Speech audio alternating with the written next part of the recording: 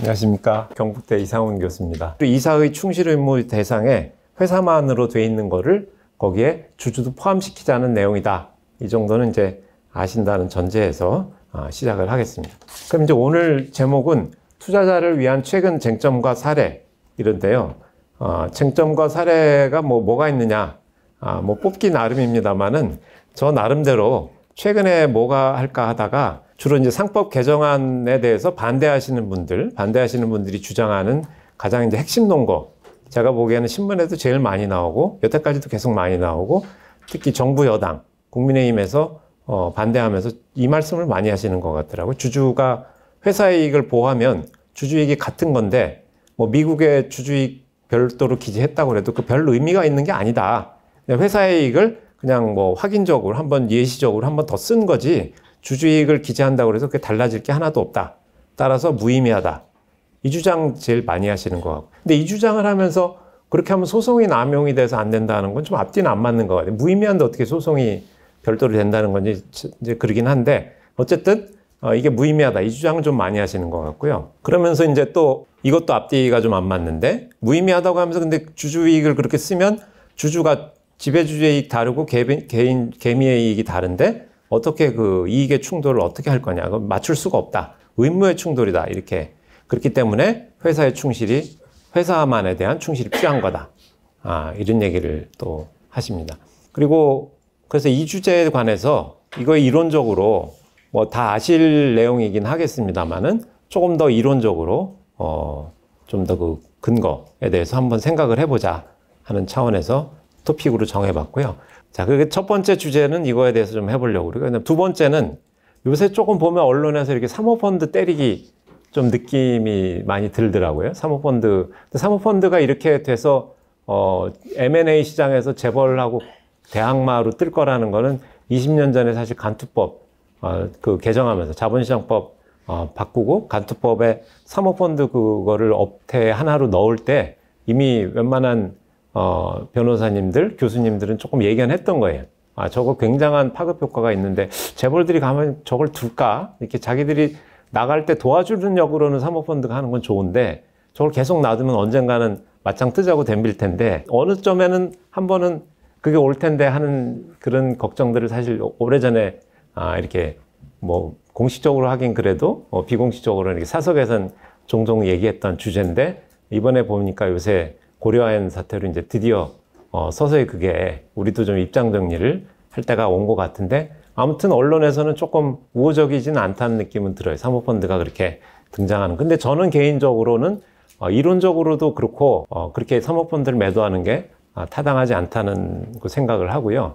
그 다음에 우리나라 시장 현실에서도 M&A 시장에서 총수체제 재벌들이 이렇게 독점하는 거는 뭐든지 시장은 독점되는 건 좋지 않지 않습니까? 그래서 사모펀드가 건전한 대항마로서 이렇게 경쟁 체제가 되는 거는 좋다 이런 생각을 가지고 있는데 그런 생각을 떠나서 주주 충실을 도입하면 행동주의, 단기 주주 자본주의의 폐해, 회사의 성장 재원을 갉아먹고 맨날 배당과 자사주 매입만 하라고 그러면 회사는 언제 성장하고 언제 투자하냐 이 얘기에 대해서 한번 이건 법률가가 할 얘기냐 하실 수도 있는데 회사법 쪽에서도 많이 논의가 되는 이야기입니다. 그래서 그쪽에서 제가 법적인 근거에 관해서 말씀을 한번 드려보려고 합니다. 그 다음에 이제 세 번째 토픽으로 제가 한번 선정해 본 거는 중복 상장과 충실 의무, 쪼개기 상장, 이거가 LG화학 때 제가 처음 이거를 논문 쓰고 이것도 주주 충실의 문제라고 주창을 하고 나섰는데 지금 5년이 지났는데도 아직 계속 이건 이루어지고 있고 별로 이렇게 단도리가 된 것 같진 않아요. 정부에서 내놓은 안이라고 몇 개 내놨는데 주로 정부에서 생각하는 거는 이게 주주 충실의 문제라는 컨셉을 아예 그거 자체를 인정을 안 하죠. 그거를 부정을 하는 전제에서 계속 개별적인 핀셋 규제라는 명목 하에 개별적인 규정들을 내놓고 있는데 그 규정들을 가만히 보면 기본적으로 그 총수나 지배주주가 계속 이렇게 이익을 가져가는 거를 용인하는 전제에서 부분적인 튜닝, 불만 무마용 정도 수준밖에는 안 된다. 저는 그렇게 봅니다. 그래서 그것도 결국 충실 의무가 주주 충실이 본질이라는 거를 좀 더 우리가 좀 더 한번 바로 다시 한번 더 들여다보고 공유할 필요가 있다. 그래서 이건 최근에도 다시 불거져 있죠. 지금 작년 12월 2일에도 금융위원회 정부 여당에서 자본시장법 핀셋 규제로 충분하다. 충실임무 도입은 안 된다. 왜 안 될 것까지 있는지는 모르겠어요. 그걸 둘 다 해도 되는 건데. 그래서 이제 민주당은 둘 다 해도 된다는 입장인 걸로 보여요. 그래서, 뭐, 거기도 그렇게 완벽하진 않다고 제가 내일 이제 국회 거기 토론회 가서는 민주당 안도 좀 여러 문제가 있다는 얘기를 하려고 하는데요. 어쨌든, 이게 자본시장법 규제로 충분하다는 그 관점에 대해서, 그렇지 않다. 이것도 결국은 주주 충실이 핵심이고 그거 없이는 잘 안 된다. 이런 얘기를 좀 오늘 주제로 이 세 가지를 말씀드려 보려고 합니다. 근데 이제 제가 이런 말씀을 드리면 이렇게 좀 재무적인 이야기를 많이 하니까 조금 법학 하시는 분들도 그렇고 좀 들으시는 분들도 그렇고 간혹 그 이상훈 교수는 법률가 법학 교수 맞냐 하실 수도 간혹 있는 것 같아요. 그렇게 보시는 분도 있는 것 같아요. 근데 그게 제가 뭐 족보 없이 막 하는 건 아니고요. 제가 미국에 유학 가가지고, 제가 유학 가기 전에도 김현장에 있을 때 이제 코퍼레이트 파이낸스 팀이라고 그래서 이런 식의 업무, 주로 재무적으로, 이런 재무 거래, 그 다음에 주주의 가치, 밸류에이션 관련해서 그런 게 사실 소송 가면 돈 문제지 않습니까? 다 결국은 그 재무를 모르면 분쟁을 다룰 수가 없는데 그거 두 개를 연결해서 하는 그런 영역을 이제 코퍼레이트 파이낸스라서 미국의 로스쿨 가니까 이 과목이 아예 법과목으로 있고 굉장히 딥하게 가르치더라고요. 그리고 델라웨어 판결들 보면 이걸 모르면 거의 판결문 제대로 이해하기 어려울 정도로 외국에서는 다 이렇게 하는구나. 저는 선진국에서 그렇게 이제 보고 저는 제가 김현장에서 하던 거 이렇게 또 저도 거기서 있으면서 배운 거 이게 저는 이제 그게 익숙해하고 그 제가 분석하는 방법이나 말씀드리는 게 조금 다른 법대 교수님 하시는 거랑은 거의 아마 저게 좀 생경하다 이러실 수는 있는데 그게 이렇게 막 하는 건 아니다. 족보에 있는 거다. 이렇게 너무 불안해하지 않고 받아들이셔도 된다. 그 말씀을 드리는 겁니다. 코퍼레이트 파이낸스라는 과목은 여기 화면에 있는 것처럼 재무 관련 법률 그 문제에 대해서 법률적으로 접근하는 그 과목을 말합니다. 그래서 법 과목인데도 불구하고 기본 내용, 교과목 내용이 이런 재무적인 근데 이게 순수하게 재무적인 걸로만 끝나는 게 아니고 이게 기본적으로 이사의 충실 의무하고 어떻게 연결되는지 왜냐하면 기업 가치, 주식 가치를 올리는 게 이사의 의무이기 때문에 그럼 기업 가치랑 주식 가치가 뭔지를 안 가르치고는 선관위무 충실 의무가 안 된다고 봐요. 그 사람들. 그래서 책에 회사법 책에 보면 먼저 그거부터 맨 처음에 그거부터 시작합니다. 기업이란 뭐 기업 가치란 뭐냐? 주식 가치란 뭐냐? 이거부터 한다는 거죠. 그래서 그렇게 하기 때문에 금융하고 법학이 따로 노는 현상이 거의 없어요. 그 주주 가치를 올리는 게 충실 의무고 회사 가치를 올리는 게 충실 의무고 그걸 떨어뜨리면 그게 배임, 신인 의무 위반이고 이렇게 가는데 우리나라는 그게 따로 회사법학에서 거의 잘 안 가르치기 때문에 금융하고 경영학하고 경영학에서 하는 재무관리하고 법학하고 완전히 따로 놀고 있죠. 경영학교 가서 딱 피면 주주국대화가 경영학 재무관리의 최고 지상 목표고 그거 하려고 여러분 이 강의 듣는 거다. 책에 그렇게 써 있는데 법학에 가면 주주이익은 선관 의무가 아니고 그리고 오히려 그렇게 하다가 보면 배임 처벌될 수도 있고 그렇게 한다고 그래서 그게 회사의 그 의무를 이행하는 걸로 인정되지도 않고 이렇게 이제 따로 노는 걸로 판례가 아주 정면으로 대놓고 그렇게 선언을 하고 있으니까 제가 보는 그 관점은 이게 바로 우리 코리아 디스카운트의 큰 뭐 원인이라고 해도 좋고 코리아 디스카운트의 그 모습을 보여주는 현상이라고 원인인지 결과인지는 모르겠지만 아무튼 이게 바로 단적으로 법학하고 금융하고 따로 노는 거 이게 주 원인이다 저는 그렇게 봅니다. 그래서 이 코퍼레이트 파이낸스라는 과목 자체가 아직 가르치지도 않고 도입도 안 되는 것 자체가 이것도 연결이 돼 있고 그래서 이런 인식이 좀 고양이 되면 로스쿨이나 법대에서도 이런 과목이 정식 과목으로 해서 미국 로스쿨에서 하듯이 그렇게 가르치게 되면 상당 부분 이제 법률가들도 마인드셋이 좀 바뀌고 이게 따로 놀면 원래 안 되는 거구나 이런 식으로 가지 않겠냐 그렇게 생각을 합니다. 그러면 제가 이제 그럼 기업 가치랑 주식 가치랑 굉장히 그 코퍼레이트 파이낸스 과목 처음 시작할 때 이걸로 시작하거든요. 굉장히 논리적이죠. 이사의 선관 의무, 충실 의무를 배우는 게 회사법학의 제일 핵심인데 그러면 회사를 위한 충실이냐 주주를 위한 충실이냐 하려면 그 밸류에이션이 뭔지를 알아야 될 거 아닙니까? 그래야 가치를 증진하는 건지 훼손하는 건지를 알 테니까 그럼 가치는 어떻게 구하느냐 이렇게 딱 들어갑니다. 법선대도. 그래서 이런 공식까지 다 책에 나옵니다. 그래서 기업의 가치라는 거는 아시겠지만 고등학교 수학 시간에 배운 연금 흐름의 현재 가치, 순현금 흐름, 매기에 이거 시그마 T는 1부터 1기, 2기, 3기 해가지고 R로 할인하고 이 CF, 캐시플로우를 매년의 순현금 흐름을 그 당기의 이자율로 할인율로 이렇게 할인하면 그걸 전부 다 합계 내는 게 이제 현재 가치죠. 근데 이 현금 흐름의 자리에 기업의 가치를 구할 때는 기업 전체의 현금 흐름을 넣어야 되는 거고, 할인율도 WACC라고 해서 기업 전체의 할인율, 주식으로 조달한 돈과 채권으로 조달한 돈, 그 웨이티드 에버리지 코스트 오브 캐피탈이라고 해서 왁 이러는데, 그 왁으로 할인을 해서 하는 게 이제 기업의 전체 가치 이렇게 하고, 실제로 이제 일본 그 M&A 지침 그런 데 보면 아예 이거를 이렇게 써놓고 이게 기업 가치다 이렇게 실무성으로도 이렇게 한다는 거죠. 그러면 이제 주식의 가치는 뭐냐? 공식은 똑같은데 현금 흐름을 현재 가치를 할인한다는 거는 기본 컨셉은 똑같은데 현금 흐름이 다른 거죠. 그러니까 기업의 가치라는 거는 기업의 계좌, 기업의 어카운트, 회사의 계좌로 들어오는 돈, 이걸 가지고 세할이는 게, 왜냐하면 이 의무나 법에서 말하는 그 이익이라는 거는 누구 계좌로 들어가느냐가 굉장히 중요하고, 누구 계좌로 들어가고 나가는지가 소송할 때, 원고 피고할 때 딱 상대방 잡으면 결국 그 계좌를 잡는 거잖아요. 그래서 어느 계좌로 들어간 어카운트가 누구냐는 게 법학으로 말하면 이제 법인격이 누구냐, 당사자가 누구냐 이 말이 되는 거거든요.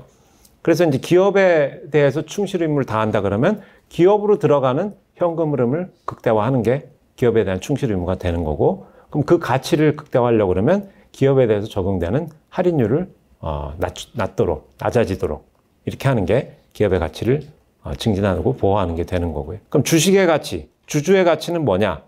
여기는 현금 흐름이 기업에 돈이 들어가는 거하고 주주가 손에 쥐는 돈하고는 틀리지 않습니까? 그래서 주주의 손에 쥐어지는 현금 흐름. 그래서 이제 위에 빨간 C는 코퍼레이션이라는 의미를 C로 했고, 밑에 주식은 쉐어 또는 스탁이라는 의미로 제가 S로 표시했습니다. 그러니까 다르다는 게 확연하게 느껴지죠. 주식의 현금 흐름이고, 그다음에 이 할인율도 주주 입장에서 느끼는 그 위험도, 그 내 손에 얼마나 쥐어질지 불확실한 그 정도를 가지고 할인을 해야 된다 이겁니다. 그래서 이제 이렇게 이 공식을 보면 기업 가치랑 주주 가치가 다른 거구나. 그냥 기업 가치만 보호하면 주주 가치가 저절로 보호된다는 게 똑같은 얘기가 아니라는 게 벌써 수식으로도 보이죠. 물론 이제 경영학 책에 보면은 이게 당연히 똑같다는 전제에서 이게 차이가 없다는, 여기서 위에 거 식에서 채권자 거 빼면은 바로 밑에 게 되니까 그걸 별로 의문을 갖지는 않는데, 현실에서 그거는 이제 완벽한 이론적인 세계에서 그런 거고 현실에서는 다르다는 거죠. 그 왜 다르냐? 기업이 벌어들인 돈을 주주에게 전달을 하지 않는 경우, 우리나라 낮은 주주 환원율이 바로 여기에 해당하는 거고요. 그 다음에 주주에게 n분의 1씩 나눠줘야 되는데 그 배분 비율을 바꿔버리는 행위, 합병, 증자, 분할 이런 자본거래. 두 번째는 총수일가의 과도한 보수, n분의 1씩 가져가기 싫을 때 많이 하는 게 이제 보수를 많이 한다는 거죠. 그다음 주주의사 반영 메커니즘이라든지 권리구제 수단이 미흡할 경우에, 이런 경우에도 기업 가치와 주주 가치가 기업에는 잔뜩 있는데 그걸 가지고 경영진이 뭘 어떻게 할 때, 남용행위를 할 때 주주가 그거를 시정하고 견제할 수 있는 힘이 없다 그러면 주주 가치는 당연히 주주 손에 들어오는 몫이 줄어들게 되겠죠. 그런 뜻입니다. 그래서 여기 지금 주주 환원율, 여기 중국이 31%라고 한국보다도 높다고 그러는데, 아마 최근에 보니까 중국이 굉장히 뭐 이구환신 정책이니 해서 요새 보니까 중국 회사들이 굉장히 ROE도 높고 자사주 매입 배당 성향도 높고, 최근에 보니까 더 우리랑 차이가 벌어지지 않겠나 이렇게 싶던데, 하여튼 그렇더라고요. 그래서 우리가 조금 많이 분발을 해야 되겠다 이런 생각을 좀 들게 합니다.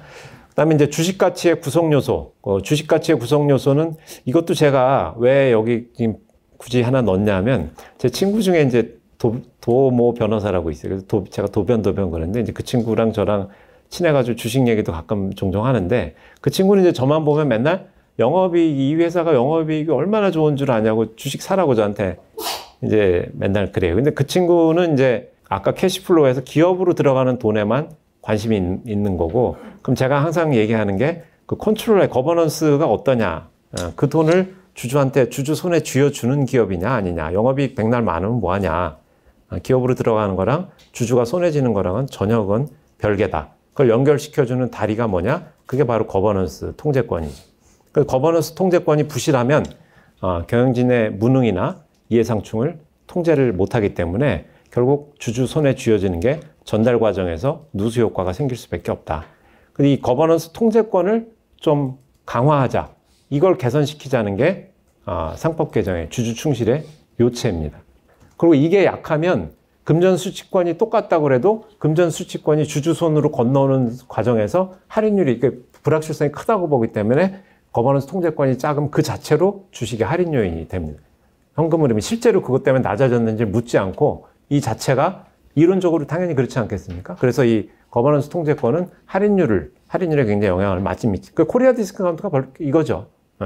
멀티플 낮다 자꾸 얘기하는 게 어떻게 할지 모르니까 돈 회사가 얼마를 벌든지 그게 내 돈이 된다는 가능성이 떨어진다는 게 이론적으로도 회사법에서는 이렇게 설명을 한다. 이제 쟁점 두 번째. 그러니까 아까 그 첫 번째 쟁점 그래서 주식 가치와 회사 가치가 꼭 같은 게 아니라는 말씀이 하나가 있고요. 그 다음에 모든 주주가 다 다른 거 아니냐. 그렇지 않다는 거죠. 이 주식 가치라는 거. 이 주식 가치는 사람 따라 달라지는 권리가 아닙니다. 이 n분의 1. 주식의 n분의 1로 들어오는 캐시플로우를 그걸 훼손하지 말라는 거지. 뭐 총수 따로, 개인 따로, 개미 따로, 뭐 행동주의 따로 이 얘기가 아니다 이거죠. 그건 굉장히 근거가 없는, 이론적으로는 아무 근거가 없는 그런 얘기다 이렇게 말씀드리겠습니다. 그다음 이제 두 번째, 단기 주주의 과도한 배당 요구. 이게 좀 문제다. 여기 관련해서는 제가 가끔 느끼는 게 우리 주로 설명하시는 분들 보면 뭐 유튜브나 이렇게 저도 그런 거 즐겨보면 주주 충실하고 별개로 배당 주주 환원율 높여야 돼. 그걸 이렇게 양대 산맥 그 두 가지 별개의 독립된 개념처럼 주장하시는 분들을 가끔 종종 봅니다. 근데 저는 그렇게 안 봐요. 그건 주주 충실의 하부 개념이라고 봅니다. 주주 환원이 낮은 거는 주주 충실이 약하기 때문에 안 하는 거지. 주주 충실은 상법은 상법대로 해야 되고 주주 환원율은 그거와는 무관하게 그건 별개로 뭘 해야 된다 이렇게 하는 건 아니다.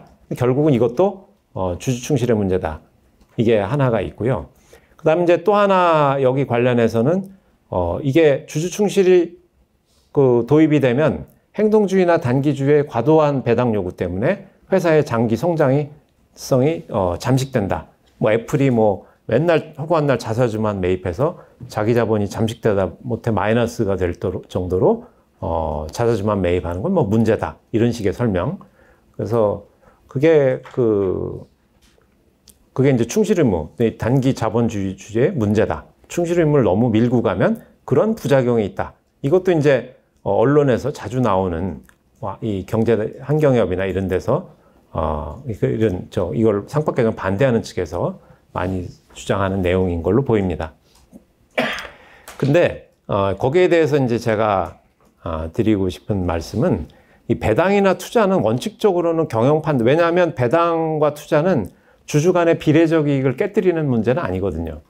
총수가 일반 주주의 부를 이렇게 땡겨가는 행위는 아니고, 그럼 배당을 하면 모든 주가 똑같이 받지, 그걸 안 하고서 그 남긴 돈으로 자기가 뭘 먹어가려고 하면 이제 그건 문제죠. 근데 그거는 그 다음 넥스트 스텝의 문제지 배당 그 자체의 문제는 아닙니다. 그래서 이거는 원래 경영 판단이에요. 이거 투자를 하려고 배당을 안 하고 할지는 그건 어떻게 충실 의무가 도입된다고 그래서 그걸 소송으로 그걸 어떻게 하겠어요. 그 경영진이 뭐 자기가 볼 때 그게 타당해서 합당해서 그렇게 하는 건데 그걸 가지고 뭐 충실 의무가 도입되면 뭐 도대체 투자를 못하고 이 얘기는 제가 볼 때는 좀 아니지 않나 이렇게 생각을 합니다. 다만 근데 주주 가치를 훼손하는 이제 무원칙한 또는 이해상충적인 배당, 주로 저는 이거가 문제라고 보는 거고, 이거는 그럼 주소가 어디냐? 충실 의무 쪽이다. 그럼 왜 이해상충 배당이 이게 무슨 말이냐? 그거를 하려면 우리나라 특유의 문제입니다. 그래서 이게 외국에 이런 얘기가 물론 미국에는 판례도 있고 좀 있습니다만, 이렇게 일반적인 얘기가 아니기 때문에 우리나라에 좀 독특한 부분이 많기 때문에 이 부분이 조금 하이라이팅이 덜 되는 것 같아요. 제가 볼 때. 그래서 이 부분이 굉장히 저는 중요하다고. 왜 우리나라에서는 이 배당을 가지고 문제를 삼냐. 그게 단기주의, 행동주의가 거기가 막 욕심이 많아서 그러냐. 그게 아니라는 거죠. 제가 볼 때는. 이해상충적인 면이 너무 많다. 왜? 총수가 순지분율이 너무 낮아요. 기업집단 공정거래위원회 신고하는 5조 원 이상인가요? 그 몇십 개 기업집단 보면은 우리나라 엄청난 경제 규모를 차지하죠. 거기 평균 낸 거 보면 그 수십 개 또는 계열사가 수십 개 또는 백몇십 개씩 하지 않습니까? 거기에 총수 일가의 순지분율이 3.5%밖에 안 됩니다. 그러니까 96.5%가 다 일반 주주 돈이에요. 거기 물론 계열사 거 다 합치면은 내부 지분율이 56%, 뭐 상장은 42% 이렇게까지 올라가는데 그 계열사라는 것도 뭡니까?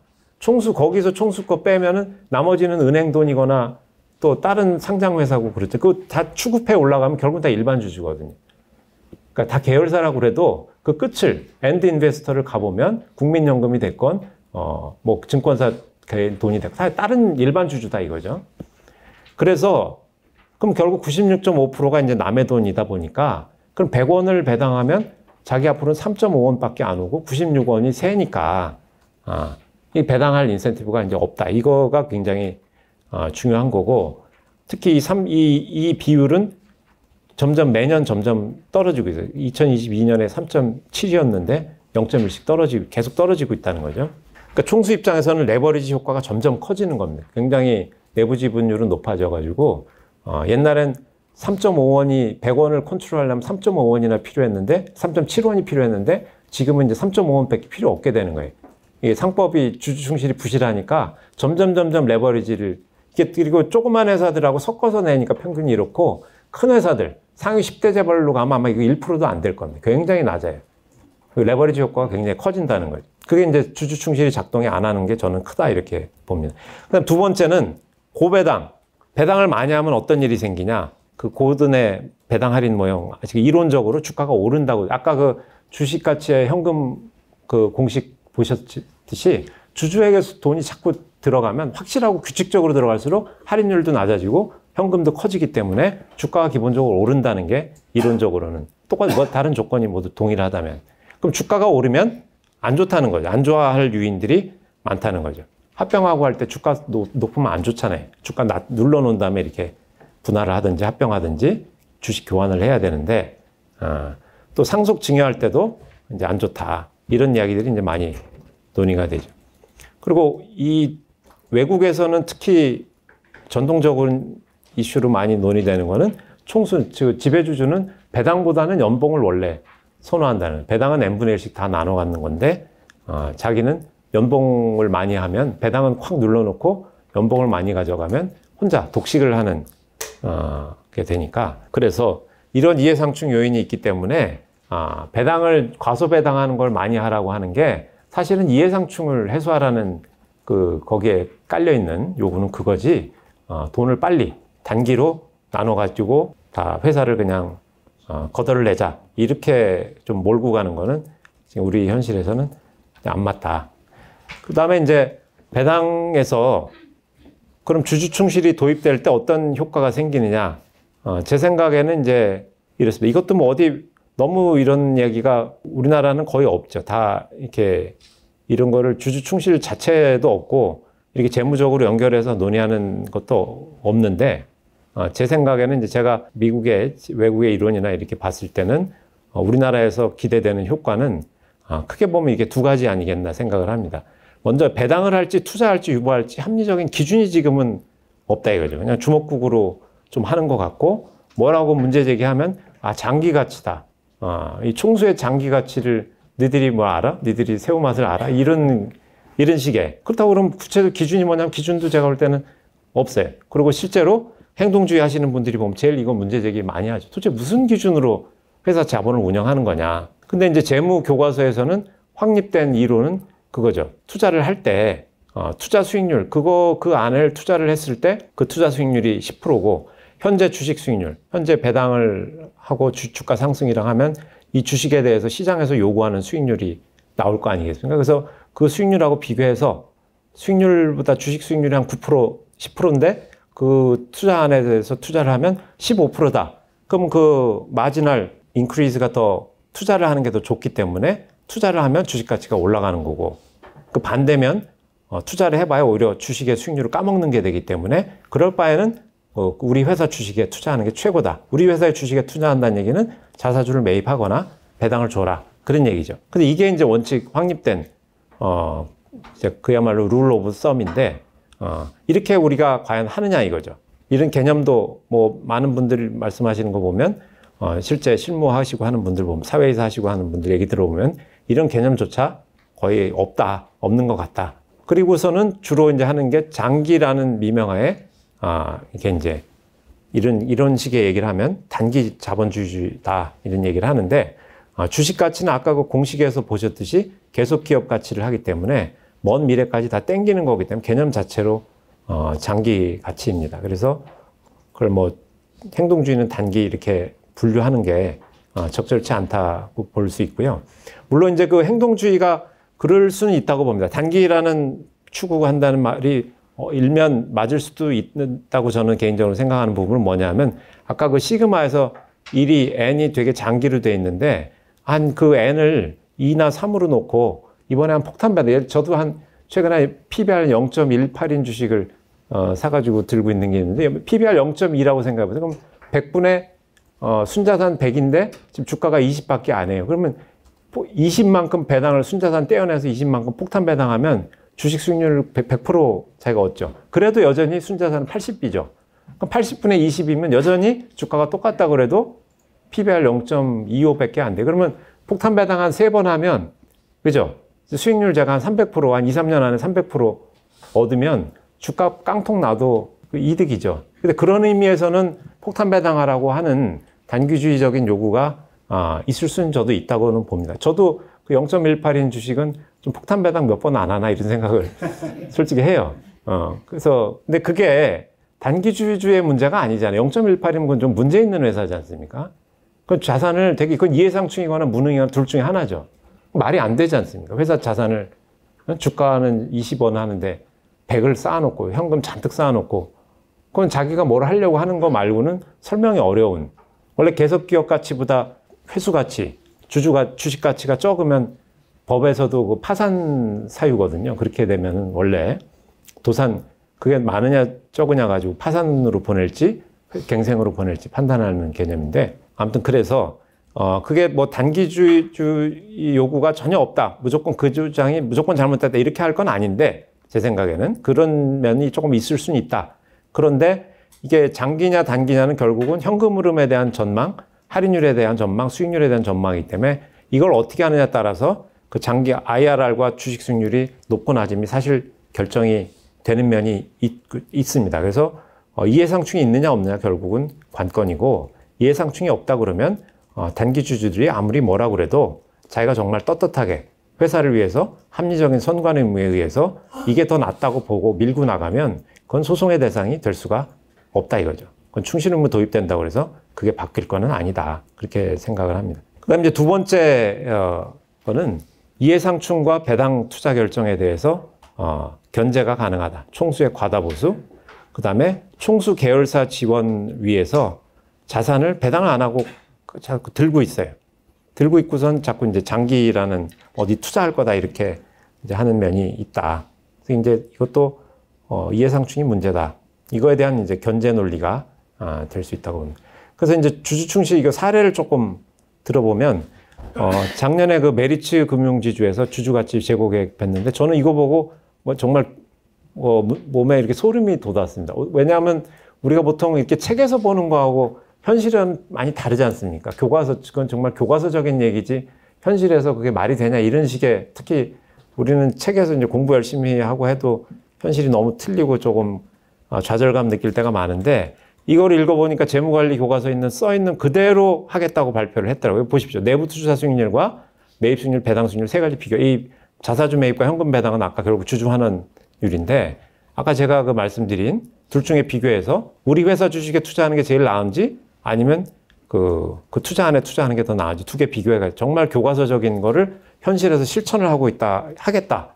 그걸 우리는 하고 있다 이렇게 발표를 한 걸 보고 제가 너무 그 사이다 같이 시원하기도 하고, 정말 이런 회사가 있구나 우리나라에, 그렇게. 그래서 이런 사례가 이게 이제 아주 전형적인 교과서적인 자본 운영이 되겠습니다. 그래서 저는 제가 뭐 주식 전문가도 아니지만 가끔 제가 이런 거 하면 그 종목 그래서 뭐 해야 돼? 그렇게 가끔 친구들이 이렇게 묻고 그러면 저는 딴 건 모르겠는데 그냥 메리츠 금융해. 거기는 뒤통수는 안 칠 것 같더라. 제가 이제 그렇게 얘기를 하는데, 그 다음에 이제 의심되는 사례인데요. 여기는 이제 코웨이, 얼마 전에 온라인에서 보도자료 낸 걸 보면 MBK가 들고 있다가 2019년에 넷마블이 인수했답니다. 근데 MBK 시절에 PBR 6.3배였는데 지금 1.5배고 주주 환원율이 91%였다가 넷마블이 근데 25%, 이거 이해상충이 순지분율이 낮으니까 이해상충이 여기서 확 올라갔다 이거죠.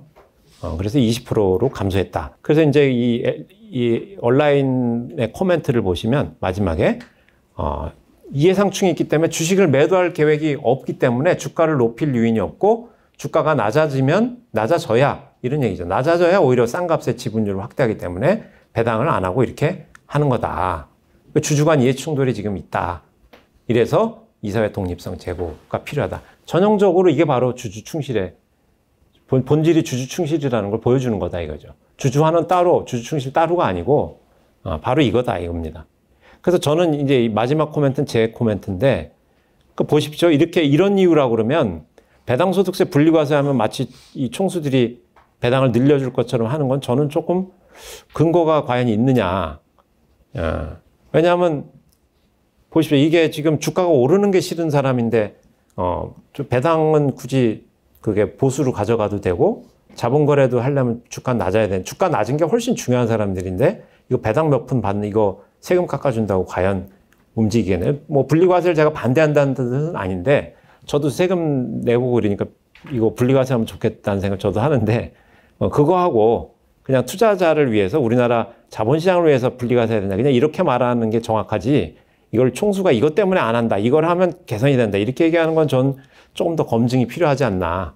근거는 조금 제가 볼 때는 다른 쪽에서 유인이 더 크기 때문에 조금 의문이 있습니다. 그 다음에 또 주주충실 의심 사례, 두산마켓 2024년 7월 22일 현재인데 이거는 뭐죠? 그 로보틱스하고 포괄적 교환하고 쭉 그 개편안 발표하기 바로 직전에 재무 수치입니다. 제가 네이버에 있는 거를 따온 건데요.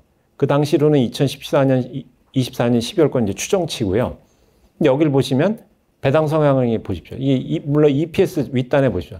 아주 굉장히 급증을 하죠. 이게 3년간 급증하다가 24년에 갑자기 떨어지는 걸로 돼 있고 배당 성향도 뚝뚝뚝 떨어집니다. 그러니까 BPS는 자꾸 올라가는데 당연히 배당을 안 하니까 PBR이 쭉쭉 낮아지죠. 그러니까 이렇게 낮춰놓은 다음에 왜 이렇게 낮춰놓냐? 자본거래 이게 딱 총수 앞으로 해서 옮겨 놓으려면 항상 여러분들이 그거 보시면 거의 예외 없이 이런 경우가 많습니다. 괜히 회사에 갑자기 자산이 쌓이고 회사가 갑자기 초우량화가 돼요. 주주환원 잘 안 하고 갑자기. PBR은 뚝뚝 떨어지고 그러면 어느 날 갑자기 공개 매수해서 상장 폐지한다고 그러든가 어디로 합병해서 넘겨준다고 그러든가 포괄적 교환한다고 이러는 거죠. 이게 결국은 배당 안 하는 거랑 그러니까 배당은 배당대로 접근하고 합병은 합병대로 접근하고 이러면 안 된다는 거죠. 다 연결되어 있다는 거죠. 다. 연결되어 있는 거를 하나로 깨워주는 게 뭐냐? 충실 의무라는 거죠. 주주 충실을 주주 가치를 훼손하는 거에 하나의 시퀀스로 1년에 다 총수님은 다 계획이 있다 이거죠. 다 계획이 있어서 이렇게 하는 건데 그걸 잘 모르니까 그 피스로 이렇게 띄어다가 요거는 자본시장법 요걸로 하고 요거는 요렇게 하고 이렇게 접근을 하니까 안 맞는다 이거죠. 그거만 하면 딴 걸로 하면 되는데 그거 잡는다고 될 리가 없다 이거죠. 이제 세 번째 토픽은 중복 상장과 지주사 디스카운트. 이것도 굉장히 이건 이제 큰 이슈라고 봅니다. 그래서 자회사 상장 사례 많죠. 많고 옛날에도 있었고 앞으로도 계속 일어나는데 이게 지금 근데 우리나라만 이런 게 아니고 해외에도 요새는 또 해외에다가 이렇게 상장 오늘 아침 신문에 조선일보에 나온 건데 지금 해외에다가 이렇게까지 많이 한다는 거죠. 근데 이거는 금감원에서 뭐 공시서류 가지고 태클 걸 수도 없는 이런 거다는 거죠. 그래서 모회사 상장, 중복 상장할 때 할인 원인에 대해서 제가 이제 유튜브나 이렇게 언론이나 그런 또 신문에 정부 당국이나 처방 내리는 거를 유심히 보는데 제가 오늘 이걸 토픽을 잡은 이유는 정확한 원인 파악이 중요하다. 특히 기자님들이 오늘 많이 계시다고 그러니까 왜냐하면 이게 원인을 잘못 잡으면 그 표피에 피상적으로 드러난 것만 현상을 쫓아다니게 되면 그 뿌리를 잡지를 못한다 이거죠. 그러면 얼마든지 현상은 다른 모습으로 나타나는데 그럼 괜히 헛힘만 쓰고 자꾸 규제만 남발하게 되고 문제 해결이 안 된다. 그리고 특히 기자분들이나 언론에서 그걸 정확히 안 짚어주면 여론이 자꾸 혼선이 되고 혼동이 되고 그걸 사회적인 문제 해결을 위한 개선 동력이 결집이 잘 안 되고 자꾸 분산이 되고 이 사람 저 소리하고 저 사람 이 소리하고 그럼 아예 그럼 아무것도 하지 마. 이렇게 지금 되고 있는 게 우리나라 현실 아니냐 이겁니다.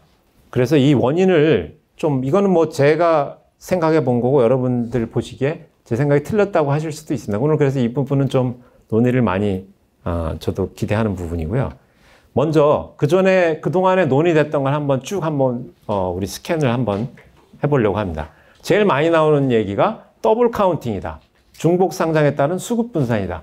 얼마 전에도 그 증권사 애널 리포트 보면 이래서 이 얘기가 원인인 걸로 돼 있습니다. 근데 저는 조금 이견이 있어요.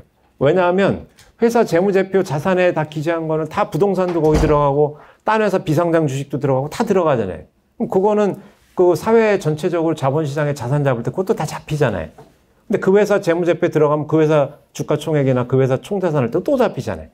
그럼 더블 카운팅 아닌 게 있나요? 그거는 더블 카운팅 아닌가요? 근데 그거는 뭐라고 안 하지 않습니까? 그럼 상장할 때만 갑자기 그게 더블 카운팅이 된다? 그런데 그런 식의 논리라고 그러면 버크셔 해더웨이나 ETF는 전부 다 상장회사 지분 굉장히 많이 들고 있잖아요. 근데 거기다 대고 더블 카운팅이라고 그러고 수급이 분산된, 아니, 버크셔 해더웨이가 포트폴리오에 얼마 전에 팔기 전에 애플 주식 42%를 포트폴리오에 들고 있었지 않습니까? 그때 저도 약간 고민되더라고요. 이걸 애플을 사고 싶으면 애플을 사야 되나? 버크셔 해더웨이 사면 그냥 그거 할 바에 그냥 애플 사는 게 낫지 않나? 저도 이런 고민이 됐는데 꼭 그걸 수급 분산 중복 상장 이슈 거기도 있는 거예요. 그렇지만 그게 할인 요인이라고 아무도 얘기를 안 하죠. 그렇지 않습니까? 버크셔 해더웨이가 그렇게 우리나라처럼 지주사 할인됐다는 얘기 제가 못 들어봐요. PER 보면 막 20 넘고 막 이러지 않나요, 거기? 그리고 ETF는 더 극단적이죠. 전부 주식만 잔뜩 들고 있어서 그걸 자기는 껍데기고 속에 전부 상장 주식만 넣어서 그거 성장한 건데 그건 왜 더블 카운팅이라고 안 하고 중복 상장이어서 할인돼야 된다고 얘기 안 하지 않습니까?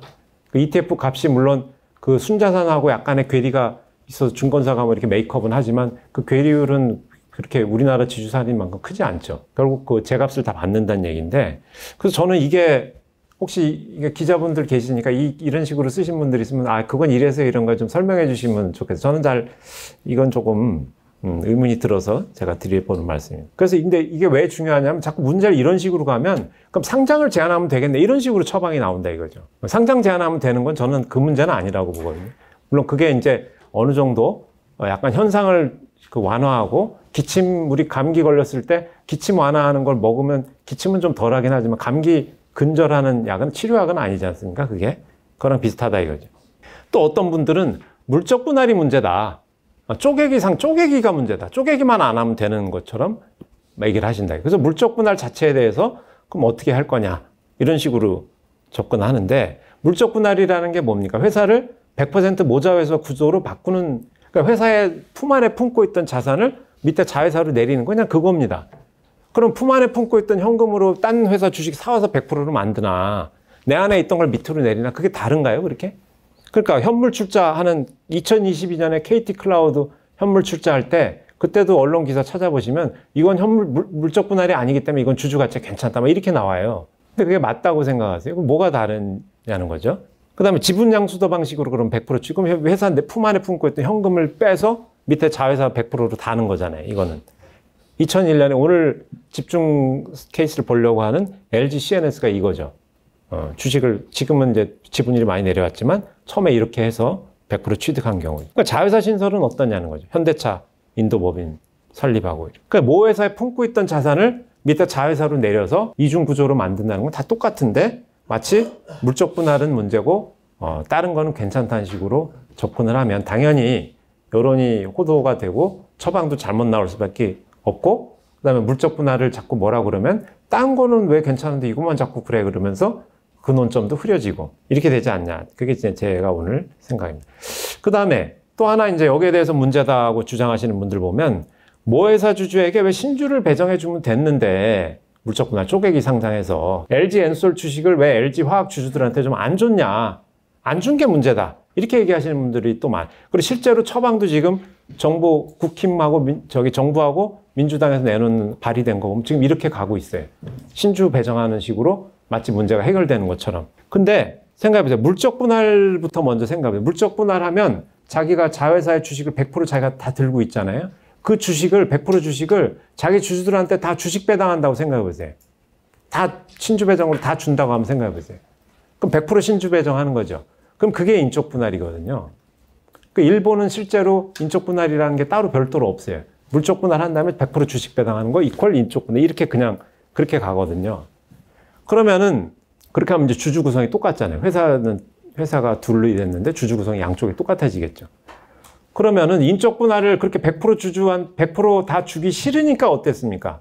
인적 분할하면 간단했는데 그게 싫어서 그거 주기 싫어서 회사 밑으로 쪼개가지고 물적 분할하고 모자 회사 만들고 온 사람한테 주주한테 왜 주식 안 줬냐고 얘기하는 거는 되게 바보 같은 코멘트 아닙니까?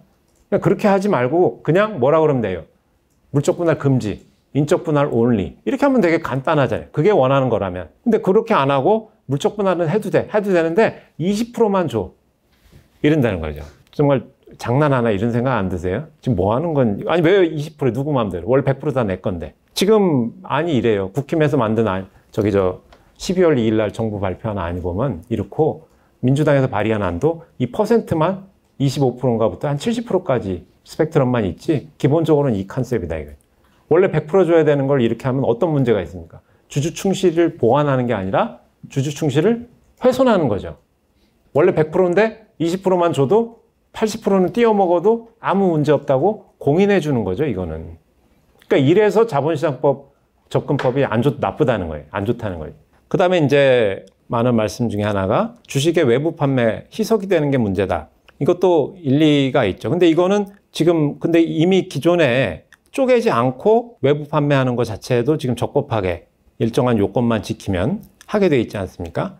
그래서 회사를 쪼개서 한다는 것도 결국은 신주 배정, 제3자한테 신주 배정하는 거, 쪼개지 않고 하는 거랑 경제적인 실질에서는 차이가 없는데, 그리고 제3자 배정하면 모두 나쁜 게 아니고 어떤 때는 또 주가가 얼마 전에 그 파마 리서치인가 보니까 유럽계 무슨 회사가 이렇게 제3자 배정하니까 주가가 엄청 오르고 하던데 모두 나쁜 것도 아니잖아요. 그래서 이거는 그럼 제3자 배정 자체가 무조건 나쁜 거냐? 이거는 좀 케이스 바이 케이스 아니냐? 이런 생각이 들고요. 그래서 여기서 본질은 남한테 판다는 게 본질이 아니고 만약에 이론적으로는 제값에 프리미엄 받고 다 제대로 팔아서 그 돈이 우리를 위해서 쓰이기만 한다면 그 등식이 성립하면 문제가 원래는 없어야 되는 거 아닌가. 결국 문제의 본질은 그 돈이 나를 위해서 쓰인다는 보장이 없는 게 문제가 아닌가. 그리고 그거를 보장을 없게 하기 위해서 가장 좋은 방편이 회사를 쪼개는 거죠. 딱 거기 중간에 칸막이, 이게 돈이 일로 안 넘어오게 쪼개는 거. 그래서 결국은 이것도 주주 충실이 본질이지. 물론 쪼갰더라도 거기서 팔고 한 돈을 이대로 해가지고 그대로 배당해서 다 주주한테 주면 주가가 이론적으로는 떨어질 이유가 없는 거 아닌가요? 그죠? 그렇게 안 하려고 쪼갠 거니까 물론 쪼갠 거 자체에 이미 나쁜 의도가 들어있다 이렇게 말할 수 있지만 본질은 쪼개더라도 꼭 그래야 되는 건 아니기 때문에 본질은 결국은 주주 환원 내지는 주주 충실의 문제 아니냐 이런 거죠. 그 다음에 비상장은 괜찮은데 상장하기 때문에 문제는 이것도 굉장히 심각한 저는 오류라고 보는데 100% 비상장으로 내린 다음에 그 특수관계인한테 아들한테 팔고 이런 거는 아무 별로 문제라고 생각 안 해. 공시도 잘 안 되기도 하지만 근데 그걸 상장하면 그때서부터 그게 문제라는 식의 접근은 좀 아니지 않나 저는 그렇게 봅니다. 왜냐하면 상장이냐 비상장이냐는 거는 황금성 차이만 사실 있는 건데 황금성이 생기면 오히려 자회사 주식에 황금성이 생기면 주가 상승 요인이지 않습니까? 이게 지금 LG CNS 읽어보면 애널들이 다 이렇게 주장한다는 거예요. LG CNS한테 모회사한테 좋은 거다. 비상장을 상장으로 바꾼 거 말고 뭘 바꾼 게 있느냐. 그래서 이것도 역시 제가 볼 때는 이거 자체가 문제라는 지적은 조금 제고할 필요가 있지 않냐. 그 상장 차익을 모회사 주주한테만 주면 되는데 안 주는 게 문제 아니겠느냐.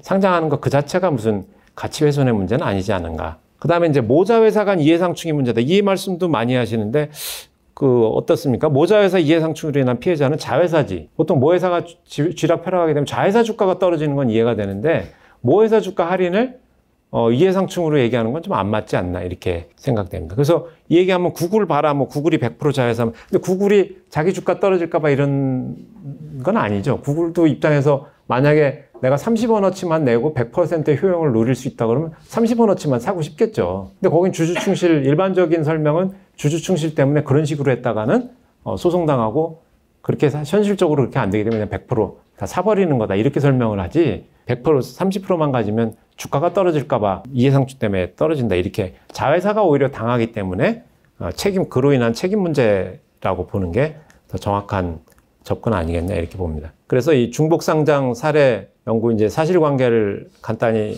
보면 원래 이제 2001년에 50대 50이었다가 2001년에 LG가 50%를 삽니다. 그래서 100% 자회사가 됩니다.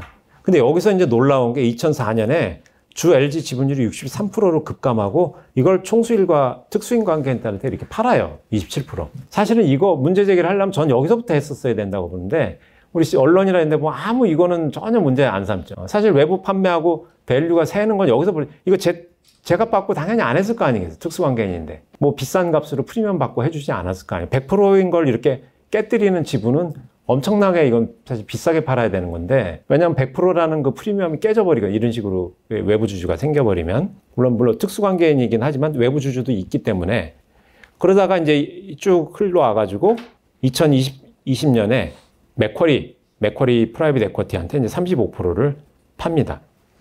근데 이거 왜 팔았냐? 그래서 이제 팔고 났더니 지분이 이렇게 되는 거예요. 49.9 맥쿼리 PE 이름이 이제 크리스탈 코리아 35% 이렇게 판 겁니다.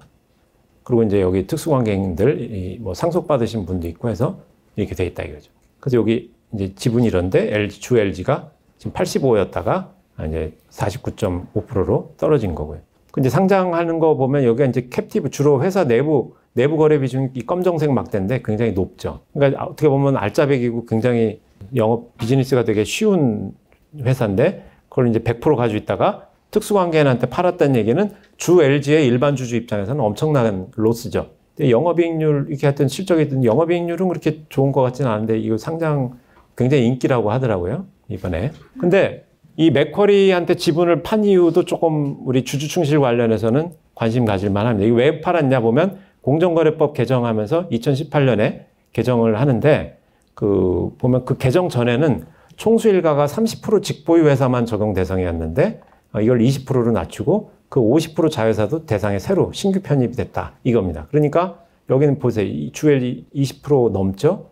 50% 넘죠. 그러니까 딱 걸리는 거다 이거죠. 그래서 요거를 50% 낮추자 이렇게 50% 미만으로 내리자 이렇게 된 겁니다. 그래서 주 LG하고 주주간 계약을 해서 5년 내 상장 의무 상장 못하면 풋콜 옵션 주는 걸로 이거는 공시된 건 아닌데 신문에서 그렇게 추정을 하더라고요. 교보랑 어피너티랑 싸웠던 것도 이제 이런 건데. 그래서 저희가 볼 때는 이제 여기서 오히려 주주 충실 관점에서 문제 제기해야 되는 거는 이 부분이 굉장히 크지 않나.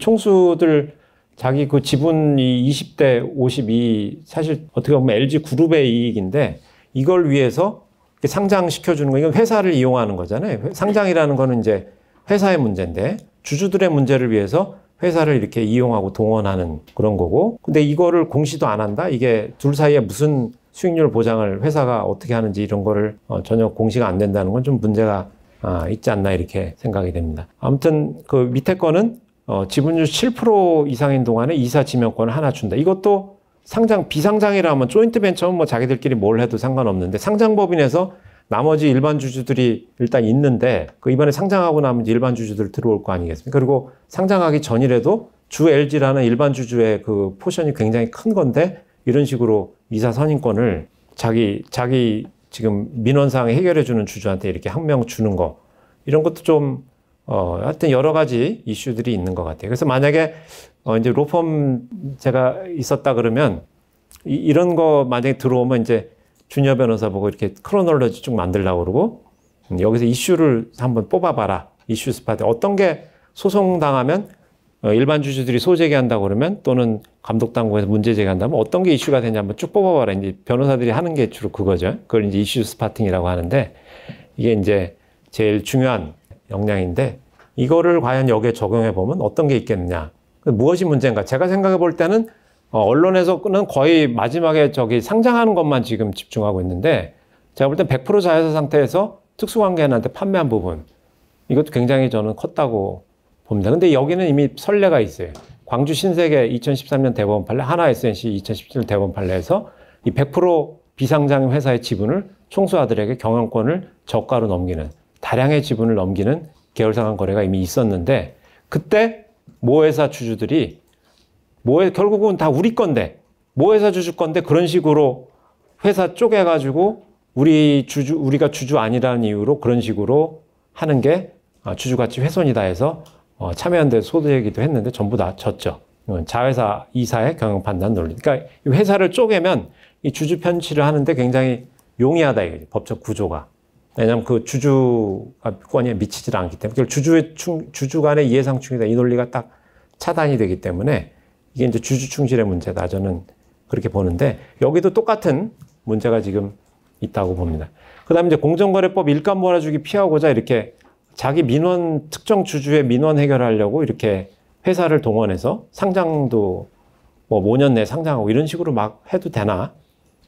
이것도 좀 문제가 될 수 있을 것 같습니다. 주주 충실 관점에서는 주주의 비례적 이익이 아니라 특정 주주를 위해서 회사를 동원하고 이용하는 거기 때문에 물론 이제 회사 입장에서도 할 얘기는 있을 것 같아요. 그게 일감 몰아주기 규제에 해당하면 회사 자체가 손해고 그러면 일반 주주 당신들한테도 손해 아니냐 이런 식의 이제 논리를 펴겠지만 어쨌든 그렇게 하려고 그러면 다 공시하고 회사의 업무로 모든 걸 다 밝히고 동의를 얻어가면서 했어야 그게 진짜 주주 충실에 부합하는 조치였다. 그렇게 저는 봅니다. 그다음에 이제 맥쿼리한테 이사 1인 지명권 부여한 것도 많이 실무상 뭐 이렇게 많이 해서 우리가 무감각하긴 하지만 상장회사는 이렇게 하면 조금 문제가 있지 않나 이런 생각이 좀 듭니다. 그다음에 이제 상장 전 IPO 단계에서 구주 매출하고 신주 발행한 것.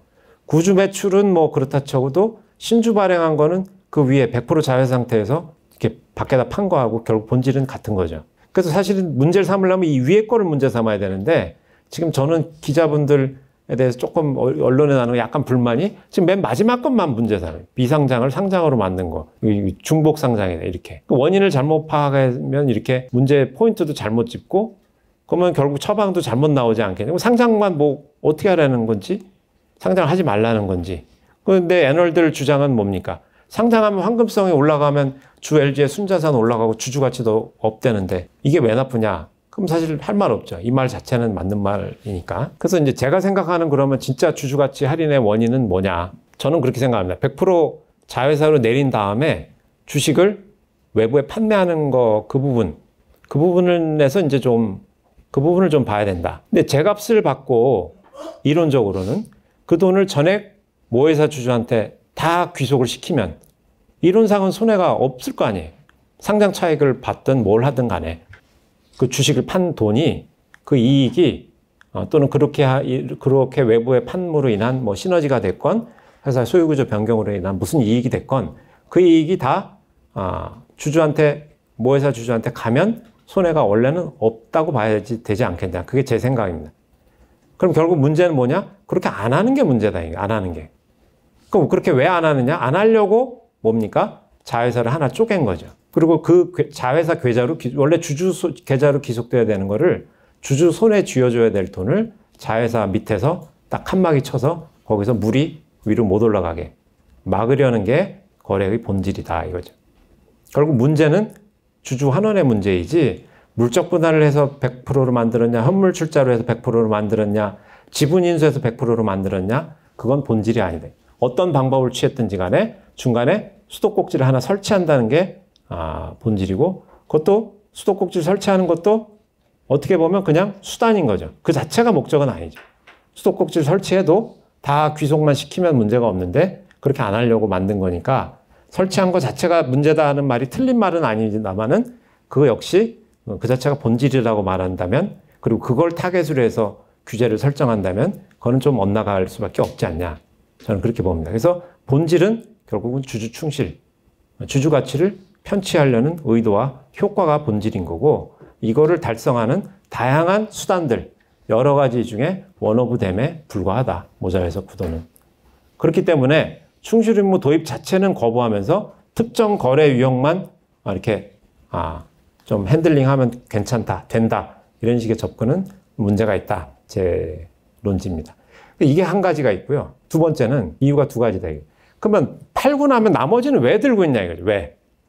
팔 거면 그럼 다 팔아버리든지. 왜 들고 있냐? 모든 주주의 이익을 위해서 보유하는 총수 경영권 위해서 그거는 딱 킵을 하려고 하는 거죠. 그거는 모회사 계좌에 넣으면 계속 배당을 하라는 둥, 뭘 하라는 둥 그런 압력이 들어오는데 밑으로 자회사로 내려가지고 딱 금고에 넣고 자물쇠 채워버리는 거랑 비슷한 거죠. 그럼 왜 그러냐?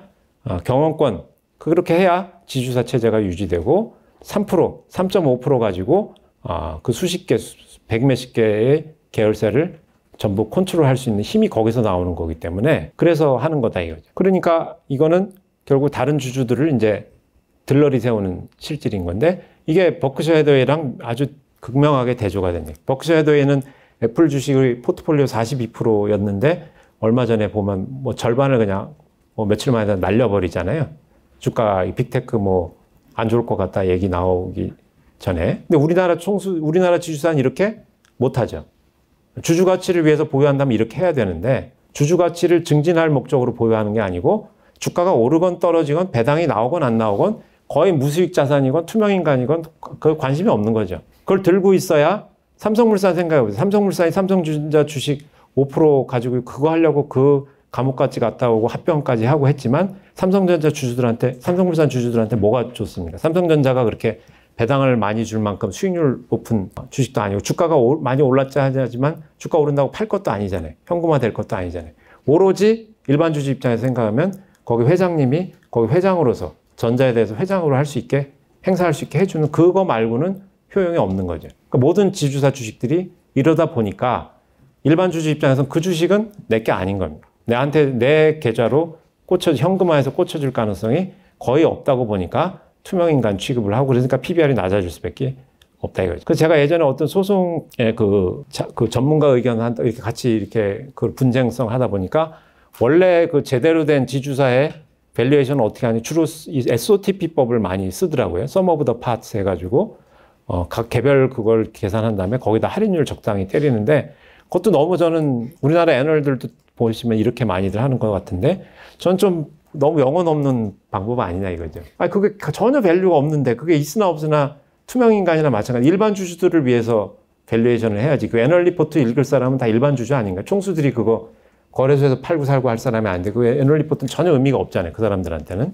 내부 정보, 결국은 거래소에서 사고 팔고 할 내부 정보가 없는 일반 주주들을 위한 거면 일반 주주 관점에서 봐야 되는데 SOTP법이 그게 맞겠냐고요. 그게 30% 아니라 뭐 300% 할인해도 전혀 현금화될 게 아니면은 그리고 현금화 할지 여부가 전적으로 이 경제 논리가 아니라 총수의 어떤 지배 구조나 그런 논리에 의해서 움직인다고 그러면 거의 빵으로 쳐도 뭐 아무 할 말이 없는 거 아니냐 이런 저는 그렇게 보는 거죠. 그래서 그럼 결국 이것도 본질은 뭐냐? 모자회사 구조, 지주사 구조 자체가 문제는 아니죠. 지주사 구조라도 버크셔 해더웨이처럼 하면 문제가 없는데 왜 문제냐? 그럴 마음으로 들고 있는 게 아니니까. 결국 그럼 본질은 뭐냐? 주주 충실이지 모자회사 그 자체가 본질인 것처럼 지주사 디스카운트가 문제인 것처럼 그렇게 하는 거는 안 맞지 않냐. 그게 이제 제 주장입니다. 그래서 결국은 주주 충실이다. 그래서 그동안 주주가치 훼손 원인이라고 했던 것들이 쭉 이런 것들인데 이게 뭐 틀린 말은 아니에요. 중복상장을 그러니까 왜 모자회사 쪼개냐? 그걸 주주 충실을 안 하려고 하니까 이제 수도꼭지를 일부러 만든 거니까 그 자체가 그걸 문제로 지적하는 게 틀린 말은 아닙니다만 더 정확한 본질을 지적하는 거는 아니지 않냐. 그거는 그냥 그거의 수단 내지는 그게 겉으로 드러난 모습이 아니냐. 근데 그거는 되게 큰 차이가 크다 이거죠. 그걸 본질로 보느냐 수단으로 보느냐에 따라서 왜냐하면 처방이 틀려지기 때문에. 그래서 제가 말씀드린 건 정리를 하면은 두 가지다 이거죠. 빼돌리는 부분이 있고 들고 있는 부분. 나머지를 왜 들고 있느냐는 게 있고 처음에는 빼돌린 거를 왜 칸막이 채워서 안 돌려주냐는 거예요. 근데 원래 안 돌려주려고 칸막이 세운 거니까 뭐 그게 그거긴 합니다만. 그래서 결국은 이 주주 충실의 지적은 상당히 우리 지주사 체제나 그룹 체제에 대해서는 엄청 사실 임팩트가 있는 이야기죠. 우리 김봉기 대표님 늘 평소 지론으로 피라미딩 구조가 우리나라 제일 문제다 이 말씀 많이 하시는데 그래서 챗GPT한테 물어보셨다고 보내주신 걸 제가 여기다 인용을 했는데 챗GPT에다가 상법 개정에 반대하는 이유가 뭐냐 이렇게 물어봤더니 그중에 여러 가지인데 그중에 하나가 이 대목이 있다고 합니다. 근데 이게 이제 이거를 회사법적으로 설명해라 하면 이제 제가 설명한 게 되는 거죠. 이유 중에 두 번째 이유. 왜 들고 있냐는 거죠. 왜? 일반 주주들 들러리 세워서 이제 레버리지 효과를 3.5% 가지고 이제 96.5%까지 키우는 그 용도. 이게 이제 이거를 너무 좀 급진적이고 과격하지 않냐 하실 수 있는데 어쨌든 본질은 그렇지 않냐. 그게 우리 현실에 좀 어렵더라도 그게 제 생각이고요. 그래서 이건 아까 이제 드렸던 말씀인데 결론으로 다시 우리가 좀 더 논의를 많이 하고 처방을 내리기 전에 정확한 원인에 대한 좀 공감대, 좀 더 스터디 이런 게 필요하다. 부정확한 원인 파악은 부정확한 요구로 이어지고 주주행동주의도 그럼 명분이 떨어진다 이거죠.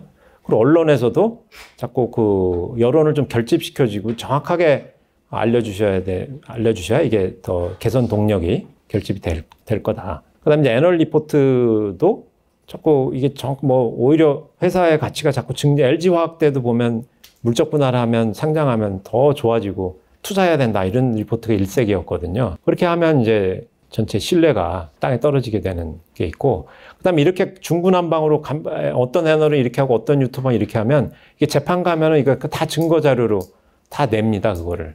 그게 원고가 주장하는 건 이유가 없다. 다 봐라, 저 전문가는 저렇게 얘기하지 않았느냐. 지금 원고가 주장하는 거는 일방적인 독자적인 소견에 불과하지 전혀 근거가 없는 주장이다. 그렇게 당연히 피고는 그렇게 주장하죠. 그럼 실제로 그 입증 책임이 주로 원고한테 있다고 하게 되면 당연히 집니다, 이렇게. 그게 지금 저는 우리 현실이지 않냐 이렇게 생각을 합니다. 물론 이제 주주 충실이 없기 때문에 이게 한 목소리를 내도 지금 상태로는 좀 이기기가 어렵다고 저는 봅니다만은, 그 다음에 이제 이게 우리 사회적인 동력을 모으는 것도 있고 정부 당국에서, 특히 정책 당국에서 좀 더 구체적으로 얘기한다면 지금 충실 의무는 필요 없고 자본시장법만 하면 충분하다, 이 접근이 문제가 되는 걸 좀 잘 보여주는 거 아니냐.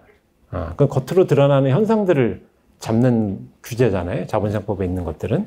그래서 그렇게 지금 예를 들면 모회사 한 주주한테 신주배정권 준다, 주식 매수 청구권 준다, 상장 기간을 제한한다, 공시를 제대로 하면 된다, 평가 방법을 제대로 하면 된다. 근데 이거는 제가 말씀드린 그 본질하고는 별로 관련이 없잖아요. 그러니까 왜 환원을 안 주고 중간에 막느냐는 거랑 왜 쓸데없이 들고 있는, 남들 들러리 세워서 그 돈으로 그거 하느냐, 왜 들고 있느냐, 그거랑은 다 관련이 없죠, 지금. 그건 다 인정하고 적법하게 총수들 맘대로 하긴 하고, 불만 있는 사람들 좀 이렇게 불만 무마하는 수준의 마사지 정도 용도들이다 이거죠. 이렇게 해가지고는 문제 해결이 안 되고, 시간이 가면 갈수록 계속 이것도 해바뀌고 점검 또 할 때마다 결국은 이걸 해라 이렇게 나올 수밖에 없느냐, 아니냐, 이런 얘기입니다.